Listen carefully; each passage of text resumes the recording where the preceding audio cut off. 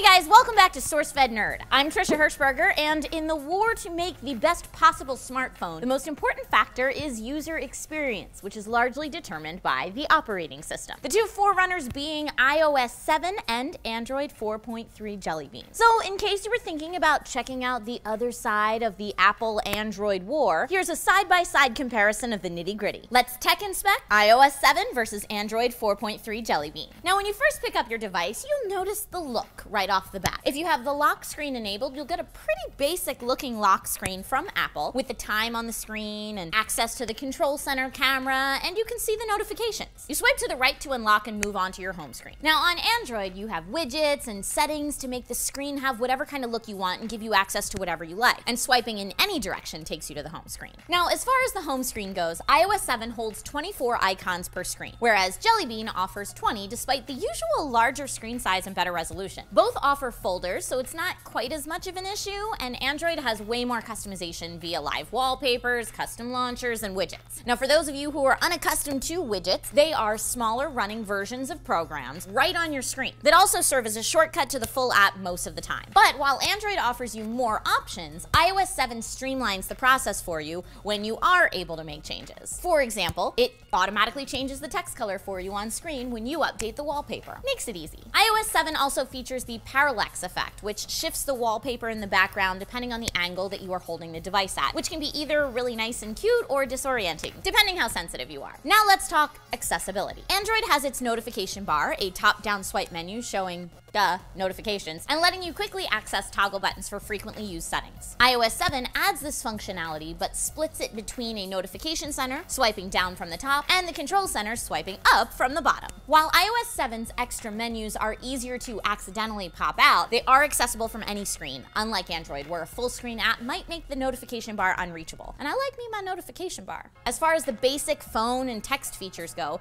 both phones have got this down pat. They should by now. Both OSs have a phone app featuring your contacts, recent calls, favorites, and a dial screen. Jelly Bean automatically shows contacts pictures, which is nice, but iOS 7 makes it easier to block users for when you're really mad at them. Both virtual keyboards are simple to use and have a bunch of input languages and decent enough predictive text. Android advantages include a smiley button and swipe, which I will never be able to live without, allowing you to slide your finger from letter to letter for speed texting. iOS 7 has iMessage, which is usually faster for data transmission, and it allows you to see if the other user that you're talking to is typing currently. Hey Android, can you please do this with Google Hangouts?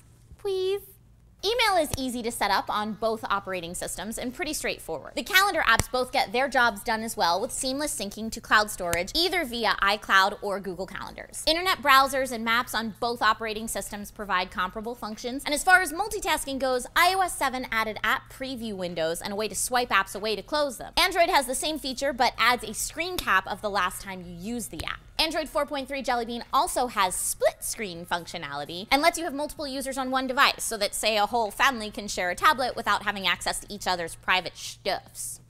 Multimedia on your phone is a big deciding factor as well. Android 4.3 Jelly Bean allows you to purchase and copy and paste your video and music files however you like, whereas on iOS 7 you have to use iTunes. iOS 7 offers iTunes Radio to stream music, where Android 4.3 Jelly Bean has Play Music All Access. They're pretty even on that front. Artificial intelligence is available on both operating systems, Siri for iOS 7 and Google Now for Android Jelly Bean. My experience using both is that Siri is a little bit better at understanding everyday slang and more casual phrases, and Google Now is pretty good at anticipating what you're asking for, and it supplies it in other areas. For example, if you ask Google Now to Google search laser tag, Google Now will also offer you directions from your current location to the nearest laser tag arena. Camera features are greatly increased on iOS 7, offering filters, image location sorting, red eye removal, etc. Android camera features vary greatly depending what actual phone you decide to go with, but stock camera software on Android 4.3 Jelly Bean is a little bit lacking. There are way more share features on Android though, say for example Instagram. So there we have it, a breakdown of the two biggest, baddest smartphone operating systems out there, and they're both pretty fantastic. I say, as someone who's used many varieties of both systems, that it's simply two different worlds. It's apples and oranges. It's two different things. So lucky for the consumers out there, both worlds are competing to be the best of the best, giving you and I the best products possible. Keep climbing that ladder. I want to see what's up here, guys. Now please know that these are not the only two options out there for operating systems, but these are are certainly the most frequently asked about and sought after. So what do you think of the new iOS 7 in comparison to Android 4.3 Jelly Bean? Let us know in the comments down below. Don't forget to like and subscribe if you haven't already. You can click this annotation or go to sourcefed.com and see all of our typed out bloggy stuff. My name's Trisha Hirschberger, and